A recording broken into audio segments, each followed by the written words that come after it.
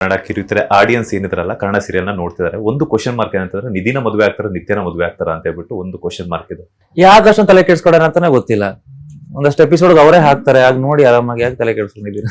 ನೀವ್ ಹಿಂಗ್ ಹೇಳಿದ್ರೆ ಅವ್ರು ಏನೋ ಎಕ್ಸ್ಪೆಕ್ಟೇಷನ್ ಇಟ್ಕೊಂಡಿರ್ತಾರೆ, ಓ ಇವ್ರೇನೋ ಹೇಳ್ಬೋದು ಅಂತ ಹೇಳ್ಬಿಟ್ಟು ನೀವು ಸಡನ್ ನೀವು ಏನ್ ಎಕ್ಸ್ಪೆಕ್ಟ್ ಮಾಡ್ತಿದ್ರೆ ಅದಂತೂ ಆಗಲ್ಲ.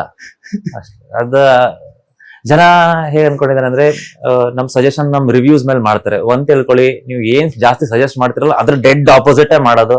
And that's how TRP is crack.